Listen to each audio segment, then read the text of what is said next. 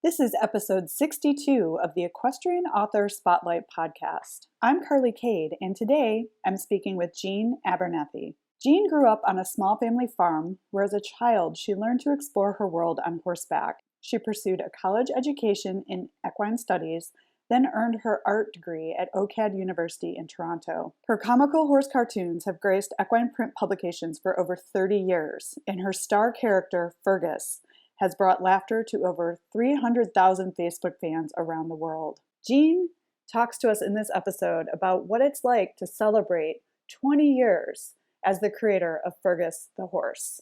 Now, let's get into the conversation. Welcome to the Equestrian Author Spotlight podcast, a podcast featuring interviews with equestrian authors who love all things horses and writing about them. In each episode, you'll hear inspirational stories from horsebook authors, including writing advice and marketing tips to help you write your very own horsebook. If you're an author, aspire to be an author, or simply love horsebooks, then you are in the right place. I'm your host, Carly Kade, and creative writing makes my spurs jingle. Hi, everyone. Welcome to the Equestrian Author Spotlight podcast. I'm Carly Kade, and today I am so excited to have Jean Abernethy on the show. Hi, Jean. Welcome. Hi, Carly. Good to see you. It's good to see you, too. It's been a minute. The last time I think we saw each other was Scottsdale at the American Horse Publication Seminar. It was too long ago. Thank you for this opportunity, Carly. I'm delighted to be here.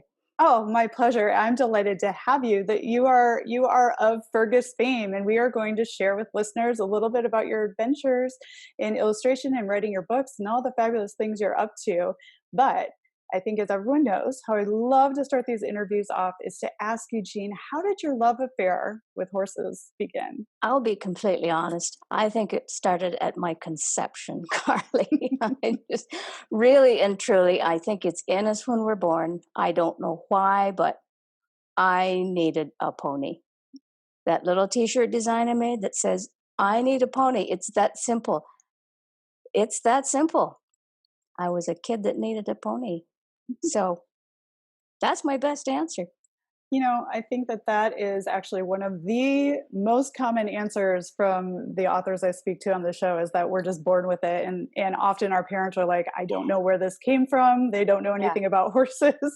Where does it come from? Yeah. Yep. And then all of a sudden they have a horse crazy child that turns out to be a horse crazy woman, and it continues for our entire lives. Yes, we do not grow out of it. Nope, it doesn't. It's with us forever. And I follow you, obviously, on your social media channels, and you have a beautiful buckskin. Can you tell us a little bit about your current horse? Willow is a registered half Arab mare. She's tiny. She's only 14 hands 1 inch. She is now 12 years old. I've had her since she was 6. I have worked her for, I'm doing numbers in my head here. I've spent 7 seasons working as a trail guide. She's been my partner for 6 of them. So literally hundreds of miles, hundreds of hours. I've hauled her around to a few clinics, and we've done a lot together. She is drop dead gorgeous. She's very cute. Oh, so pretty. And I remember the tale you were telling me at the American Horse Publications seminar that you took her to, is it called police school, or where she learned about being around all these noisy objects? Yes. That was a terrific exercise. A gentleman by the name of Bill Ritchie, who is an officer and a horseman. He teaches mounted police training. He teaches officers and he teaches civilians. And I took Willow over to Michigan, which was where he was closest. 2 times, 2 different Junes. I took her over there for a 4-day clinic, and we did lots of scary things and accomplished a great deal. I got to know her much better, but that was fun. Bill was a very good teacher. He really knew his stuff, and that was great. I can only imagine that really increases the bond that you have in the trust between yourself and your horse going through something like that. But then taking what you learn and doing the trails and being the trail guide and doing all these treks in the great unknown in the wilderness, probably that helped a ton. Yeah. I've got a really good idea now what would make my horse blow sideways. And what would that be? Oh, you name it. She has a list. Oh my goodness. Well, they always have something to find scary, right? The plastic bat. There's always something to work on. Yeah. Lifelong lessons with those horses. Speaking of long-term relationships too, your cartoon character, Fergus the Horse, has, brought laughter to hundreds of thousands of humans and, from around the world. And you and Fergus just celebrated your 20-year anniversary together. 20 years. Oh my gosh. How does that make you feel? It's a little bit mind-blowing, actually, to realize, gosh, I've been doing this that long. I've been cartooning closer to 35 years. Fergus just hit his 20 years. And prior to that, I was just doing generic horses and inventing the comedy with that. And the people told the jokes mostly. But when I invented the character had to speak. So it kind of went from there. And I didn't really know what I was stepping into when I started Fergus. But it was something that needed stepping into, obviously, because a lot of people identify with it. Mm-hmm. And he's been entertaining us horse lovers and non-horse lovers for a very long time. Because you're celebrating this landmark anniversary between you and Fergus, you've just released a new book called It's Been 20 Years, Fergus. Talk to us about your book celebrating his anniversary. Like, where'd the idea come from? What can people find inside this new book? Well, first of all, after the first 4 books, the first being the initial comics collection of 10 years worth of comics, that was followed by 3 storybooks, which were completely and totally enjoyable. A lot of fun. We needed somewhere to go next. When I say we, I mean myself and my publishers. Where does Fergus go next? And I looked at the calendar and I looked at the year and I thought, gosh, well, this is perfect because it is right about 20 years since I scribbled that I was trying to come up with a character, and I scribbled down this little guy and started to experiment with, if this is going to be a horse, it has to have a consistent look, so I started to draw. And in that process, I realized it was about 20 years ago, I scribbled down this little character and stuffed him into a fax machine to a very dear friend in England, and Fergus was born. Wow. He popped out of the fax machine at the other end, announcing that he would rather travel by satellite than by horse trailer. Now, awesome. Fax machines are obsolete now. Goodness me. Yeah, but it's been that long, and we thought, well, perfect. And it's automatically an anniversary. Let's just have at it and take a look at that 20 years and dig up whatever other drawings and artwork are out there. I had to make a lot of new material, which was fun. Mm-hmm. And so there's some new material out there for our readers to look at, and hopefully they'll enjoy it. You have this anniversary book coming out. It's been 20 years, Fergus, but you also have, at the moment, 3 other Fergus books. Do you want to talk a little bit, and they're over your shoulders there? Do you want to talk a little bit about the other books and what they're all? They are behind me. They're also here beside me. This is my very first book. Oh my. The Essential Fergus the Horse. Now this one is an accumulation basically of the first 10 years worth of Fergus comics. There's a little backstory about my career and how it all got started. Same story I told you about stuffing the sketch into the fax machine. This is paperback. This is 140 pages. Lots of good laughs in that one. Published in 2015. Now, 2016. Fergus, A Horse to be Reckoned With. As a story, this is all written in poem. Love poems. I grew up in a very poetic musical family, so if you cut us, we bleed music.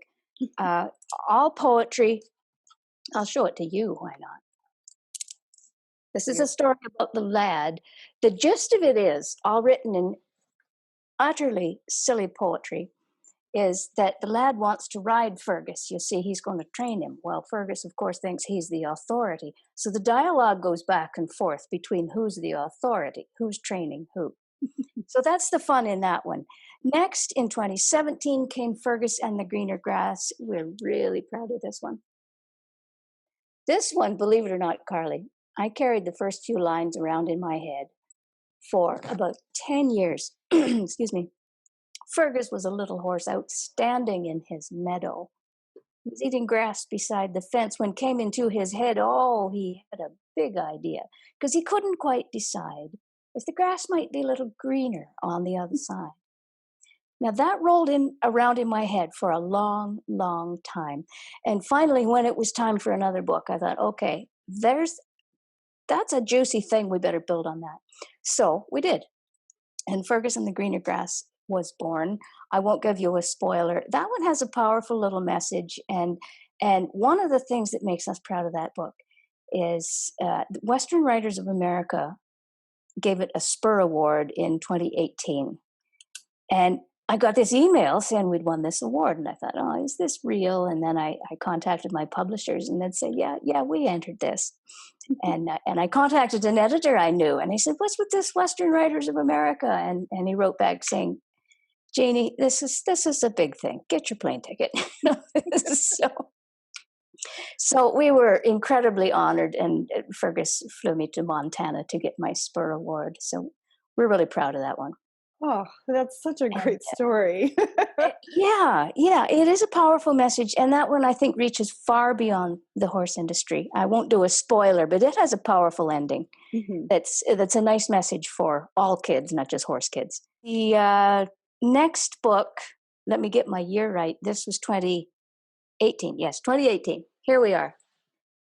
This is a Christmas book. This whole thing is a spoof on 'Twas the Night Before Christmas. This was the most fun yet. You know, when you sit all by yourself working and you're laughing by yourself, you know you're on to something good. So that one is a lot of fun. I would like to think that even Dr. Seuss might smile at that one. There's a lot of fun in that, and to hitch 11 horses in tandem is a bit of a trick, but by golly, I did it. That's amazing. The power of the pen, right? And the oh my goodness, yes.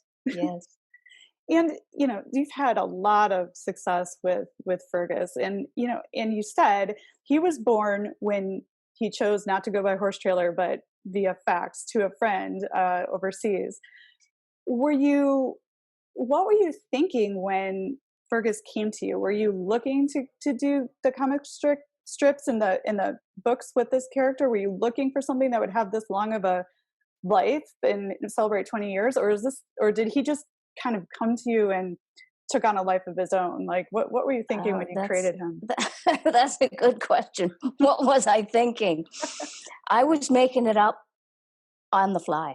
I was making it up as I went along. I didn't know where to go or what to do with it but I had enough people who enjoyed my cartoons ask me what the horse's name was. Well, I was making generic horses, and I heard that question often enough that I thought maybe I better make a character, a singular character, rather than just draw any old horse with googly eyes. And so I did that. Of course, then that particular horse needed other horses for the stories to play against, needed some people for the stories to play against. And then I had to start building this herd of characters. I needed stories for them to tell. So it grew and grew. The first few years were horse print publications and training techniques. Monty and Pat Roberts published him a little bit. He was published in a few magazines in Florida and across the States. Just little caption cartoons, sometimes even ad illustrations. And a few people that liked him would say, could Fergus do this or could Fergus do that? And I'd say, well, you know, I needed the work. Sure, I guess Fergus could do that. And when he started in the Florida newspaper, that's when I started to make a consistent comic strip. And that ran for about 2 years. And it was my first body of work. I had to learn how to tell these stories in that tiny little newspaper format frame. And that's how I began the little comic strips right there. So really and truly, I was just making it up as I was going. That's incredible. I mean, those I think are the best stories of the muse and our creativity speaking to us when it starts in one place, and then it becomes this grand thing. And the thing about Fergus is it's like limitless. I mean, he can continue having adventures for ages, and more people can fall in love with him and follow his adventures. And Perhaps. yeah, and I can't imagine you tiring of drawing Fergus, but that's for you to say and for me not to. But he seems like so much fun to work on. You follow your heart, you really Mm-hmm. do. Mm-hmm. And you just kind of got to keep going. And it's always a bit of a come see, come saw, because when you decide that this is your job and people ask you, can you do this? The answer isn't no. Mm-hmm. The answer is yes. And then you got to figure out how to do it. Unless you really feel it's beyond your scope, you don't turn it down, and you take onto it and see where it takes you. That's great advice, and what a dream come true for a career. I remember you sent me a picture of us together, and you inserted Fergus over our shoulders. Wasn't that fun? Oh my gosh, that was so special, and I was just so happy. I'm like, there's a picture of me with Jean and Fergus is in it. And I was so excited when you sent that over. I mean, that is fun. You are so generous. I mean, you're so generous with your creations, and it was just an amazing moment for someone who's been a fan for a very, very long time. And I'm sure there's a lot of them, but I was just wondering, is there one favorite Fergus moment that comes to mind when you think of your 20 years together? There are many, many Fergus moments. A lot of moments come from the fans themselves. When someone tells me that they've been having a rough time and thanks for the laugh, I wonder if they know how much that means to me. That's precious. One of my favorite punchlines, and this one I just put it back up on Instagram recently, was Fergus. When Grace tells Fergus that humans have been on Earth longer than horses. And so Fergus thinks about that, and he says, well, so before there were humans, who mucked the stalls? And the humor there, he's just missing the mark by just a little bit. And I like that kind of humor, when you can tell he's just not catching the drift.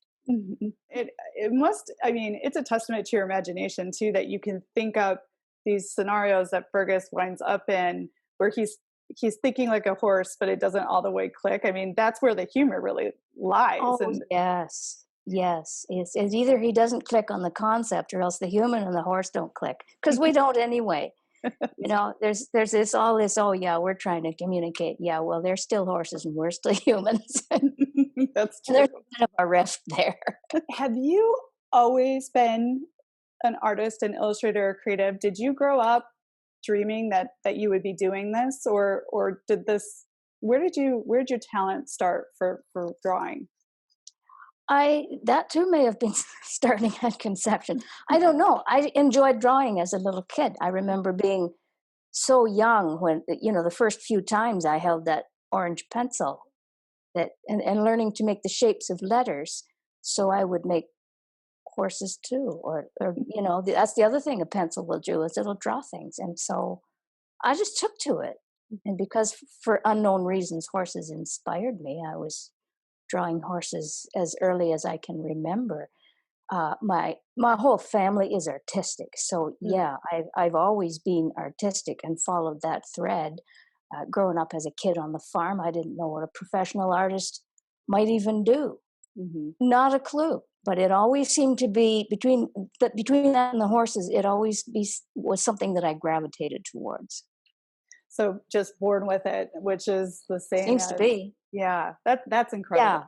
Yeah. I am very grateful to have educated myself in both disciplines to some degree. I had a little bit of college in equestrian studies, which was one of the smartest things I ever did. And would have loved to do that more, actually. But then I went on to art school, which was the other smartest thing I ever did. So with that education, then, that's what has enabled me to grow Fergus into looking the way he looks. So I imagine you had the talent, but then you got skilled at really defining your art and how it is for you. And also, I would imagine, mediums and different Oh, different. absolutely. Yeah. Mhm. Raw talent is exactly that. It's raw. And I would say that to any young artist. Study, study, study, educate yourself as much as you can, because raw talent is raw. Mhm. Yeah, and that was a wise choice, because now look at where it's gotten you. Your illustrations have graced equestrian print publications for over 35 years. In fact, I was just reading the most recent Quarter Horse Journal, and one of your illustrations was in the Quarter Horse Journal, and I was like, oh my gosh, I'm talking to her in like 2 days. And it's the one about the vet that ran the tube up the nose, and it came, rather than going Oh, back to its stomach, it came out the other side, and there's your art right there on the page. funny story. That's what I love about illustration as opposed to fine art. You get to tell stories. Hmm. I love stories. And I get to read them. And a job like that, I get to read them before anybody else does. That's fun. And I get to make the pictures. I love it. Yeah, a Quarter Horse Journal has been very good to me. Prior to that, back in the 90s, I did a lot of work for the Paint Horse Journal. Mm. Paint Horse Journal was very good to me for quite a number of years. And that meant a lot to me because my kids were little then. And that's hard on a career when you got to juggle your job between the at-home mom thing. Mm. There's no easy way to do that. And I feel very blessed that I could do it, though. And by golly, I met my deadlines. I would turn, rather than risk losing a deadline, I would turn down work. Mm. And so I would either say, no, I can't do it. Or if I said, yes, I can do it, I would meet that deadline. And so that kept me going, because an editor could call me knowing that if I took it on, they would get their deadline. How did you start off getting involved with equestrian publications? Did you like submit as a freelancer, or did somebody see your work and invite you over? I mean, because that's what pretty much started everything and kept you going, and then led you to writing your books, is working It with these was. publications. It was. When I was in my last year of art school, I had been drawing little panel comics, just a little drawing with caption underneath. Hmm. And mostly horses. I did a few for a dairy farm magazine for a little while. But in my last year of art college, I made this little prospectus and some sample cartoons, and I think I sent out to 24 horse magazines, my little set of samples. I got one reply. Wow. That was Paint Horse Journal. Paint Horse Journal was good to me. That just kept going and going and going. And through people who know people, it grew and it just kept going. I was very lucky. And it's amazing. And I love what you said. One person said yes at the time when you originally submitted your work, but all you need is one yes. And look at this career that you've grown for yourself from this It one. kept building. It was very, very difficult. I spent some time sending out, finding 24 addresses, and that was all snail mail, all of it. That was 1987. That was all snail mail. So to put that much work into sending out 24 and I get one response, I think, oh man, and it's already a niche market. Mm. But that one response grew and grew, and I guess we're too dumb to quit. Well, and I'd like to add to that is I'm sure your integrity around deadlines also spread good word about your good, in addition to your good work, and brought more work in too from being on time. Yes, I remember talking to an editor on the phone once, and I said, I can miss some sleep and survive, but I can't miss a deadline and survive.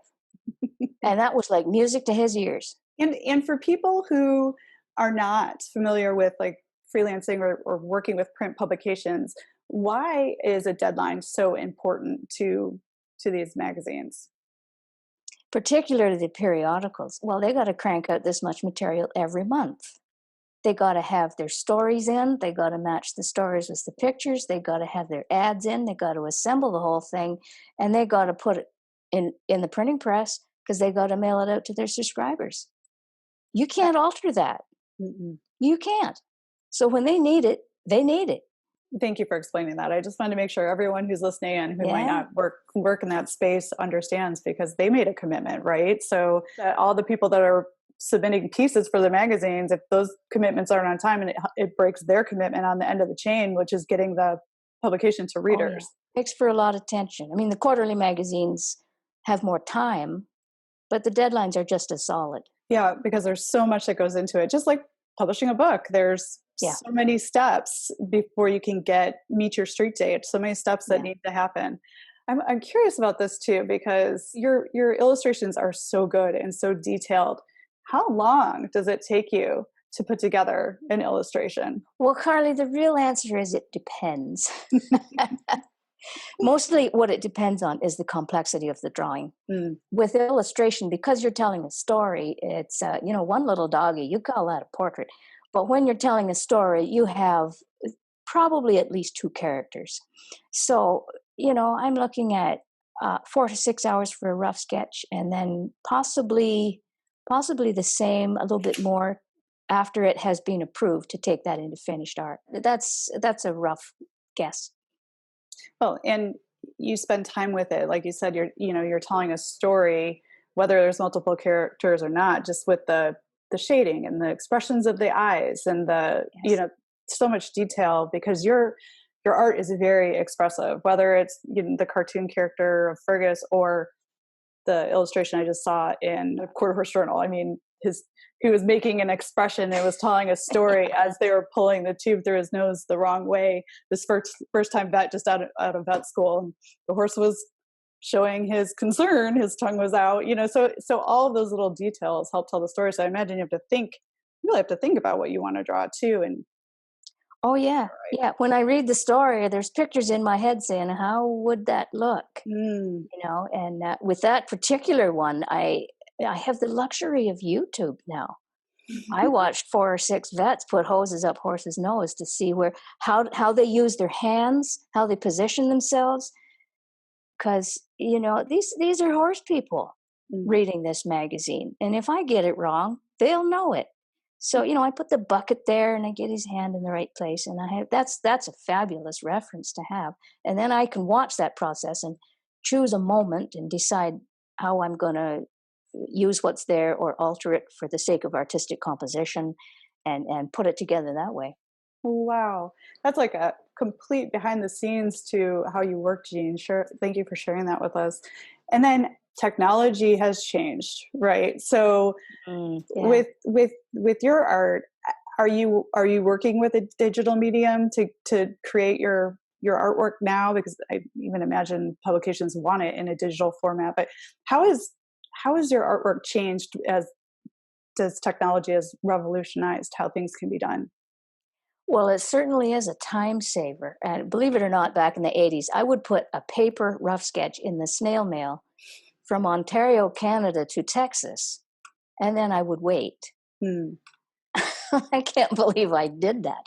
Of course, now it's all email. For my rough sketches, for example, like the Quarter Horse Journal illustration that we've been talking about, one like that, I jot it down on paper, I scan it into my computer, I touch it up a little bit so it's clear for my editor, and then I send that image off.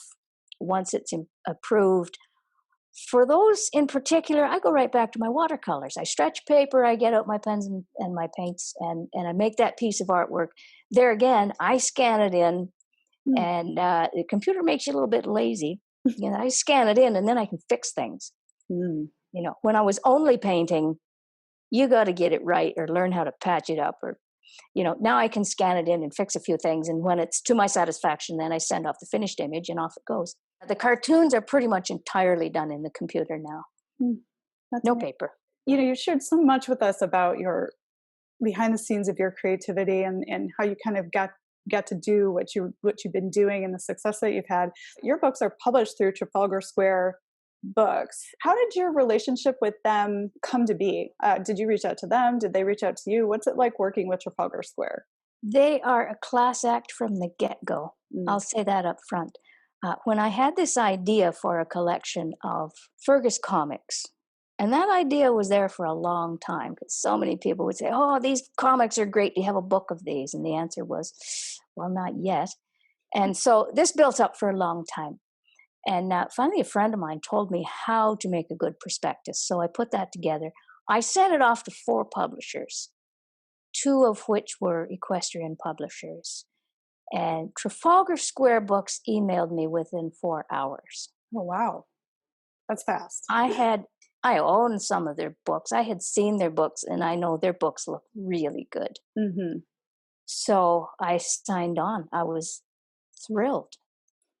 And they've been fabulous to work with. And I want to give a special shout out to our book designer. The reason I say this is because an illustrator is always at the mercy of a good designer. You know, I can make the artwork, but it's got to be put on that page nicely to make it look good. And our designer, Rebecca Didier, is fabulous. I love it especially because I make the artwork. I have to kind of partly design it because I've got to leave holes in the artwork where the type can go. And she'll put the type in. And I love it when she puts it in a way that I would never have thought. And I love it because she's so good at it. And so I love reviewing what she's done and working through that with her. Rebecca is just fabulous. I was just going to ask you that, how the formatting of the books work and how that goes. So you create the images and bounce it back and forth between your publisher in order to get the final format in a good place that you both agree on, and they handle the design work. Yes. And it's pretty easy to do, at least for me. And I wonder sometimes if I create a struggle for Rebecca, because most of their books, Rebecca probably does most of the design. But when I'm making a full page spread, and I'll throw an example at you right here. Like I said, I got to make holes in the artwork where the type can go. Most authors don't have to do that. So on that page, you see how the type has to fit there. I have to make space for that, and Rebecca has to fit that in. And so sometimes, depending on the artwork, I really challenge her. but she makes it look good anyway. When you're designing the artwork, you have already agreed on what size the book will be. So do you create the image in the size that the book is going to be and then try and shift it down to leave the space? Is that how you're designing? I do. These particular ones are a 9-inch by 9-inch square. If I for size, I work in a square proportion. And because I am both author and illustrator, I kind of format it out so that the words in the story have to match each other on each page. So I kind of rough it in. The little ink drawing is actually about 4 or 6 inches square. So the double page spread is 4 by 8. And the book itself is 9 by 9. But that was how I plan the drawing and where I think the text will go in that composition. And then I render the finished art, but there's no type in it. I just left a space on the wall for where the type can go. And then Rebecca puts the type in. It's basically an exploration of the format and how I roughly put it together. And then we fine tune it from there. That's so cool. And it's awesome that you also write the stories to accompany the artwork. I mean, that must make the whole process a little bit easier. I really enjoy the fact that I write it and illustrate it, and because I've illustrated books for other authors many times. Oh, that's awesome! But this, I have, and I did some back in the 80s, little cartoon horse books. One writer reminded me of it. So long ago I had forgot about them, that they were fun little books, and that was fun to do. But secretly down inside, I did not write them. I only made the drawing. There's so many children's books. If somebody writes it, somebody else illustrates it. And I guess deep down, I always knew I could do both. And so thankfully, there I am now. And when it says written and illustrated by, I'm kind of proud of that. You absolutely should be proud of that. That's an incredible feat. And you own the whole baby, the whole book baby. It's such fun. It's such fun, Carly. Oh, I can only imagine. And speaking of such fun, for those of you listening into the interview today on the podcast, be sure to gallop over and check out Jean's show notes, because she has been very generous and she's sent us some lovely illustrations of Fergus in action. And this is another thing I want to ask you too. This is incredible. You have more than 300,000 followers on your Facebook page. that is amazing. That's a bit mind-blowing. Yeah, that's a big number, So Fergus and you obviously have a following. Talk to us about how you use your Facebook and manage it and interact with 300,000 people. Probably not enough, if the truth were known. That 300,000 happened between 2012 and 2015. And I first started putting my old comics on Facebook in 2012, learned how to do that. People just liked them and shared them. And it grew and it grew and it grew, and it got up as high as, I think, 317,000. It just exploded. And so, yeah, it really grew. But you see, then in 2015, Facebook changed how they distribute content. So it stopped growing. And it's been decreasing a little. It's still over 300,000. Most of my posts, depending on the quality of the comedy, get 25 to 50,000 responses, and it's a good tool to promote the merchandise and to promote the books. That's my main tool, in fact. Instagram has been going it was 2016. I started Instagram. I did not learn these things quickly. I needed some help to get going on Instagram, and they've been a good following. We've got 31,000 there now, I believe. 41,000. I was sniffing around. Was it 41? Yeah, I mean, you've got a lot of followers. That's incredible. But Fergus is so likable. But I love something you said, though. You said it took time to learn these things, but you did learn how to use them and embrace them, and now you're having a pretty good time with it, right? It gets easier. I've got a template now that I can dismantle my panel comics, and I've learned how to put them up on Instagram as a little slideshow. Oh, that's fun. And that's been a good learning curve, because sometimes 4 frames works really good on Instagram, or sometimes 3 is better in a printed panel comic, like in a strip then that is long. 3 looks good. When I put on 4, sometimes even 5 on Instagram, sometimes that space and that the viewer has to scroll to get the humor, and they got to work for it a little bit. Sometimes that in itself is a bit of a hit. By the time they get to the punchline, they're really ready for the punchline. And so I keep learning that way too. The little slideshow works pretty good, and it's more difficult to link to something for them to purchase. It is, yeah. It's a presentation that's helping, and because there's a whole generation of people now on Instagram that are not on Facebook. I got to learn it. You got to keep moving along with it to some degree. Well, I'm really proud of you for doing that. I mean, because that's sort of, even though you work with Trafalgar Square and they do a lot of marketing on their end, you also are out there promoting Fergus in your books as well on social I try media. my best. Yeah, I try my best. I mean, as an author, you have to now, as you know. You can't leave that all to your publisher. You got to be out there pounding away at it too. I thought this would be really fun for people to know. While I was galloping around and building your interview questions, I came across the fact that you offer free coloring downloads of Fergus on your website, which I think is so cool. Yes. And that's such a treat. So listeners, you can get Fergus coloring sheets that you can download from Jean's website. But have you ever thought about creating a Fergus coloring book, like full size, for people to? I have thought about it, and many people have suggested it. And here's how I feel about that. And this is maybe a little bit selfish and comical. Early in my career, the challenge for printers was always reproducing full color as opposed to black and white. You know, they always want the black and white line drawing because that's cheap. Line drawings, even gray tones, were a challenge back in the day of the old stat cameras. And as a consequence of that, I have drawn 10,000 million miles of black lines. So you cannot imagine how much fun I'm having making full color artwork. And so that's kind of my answer to that question.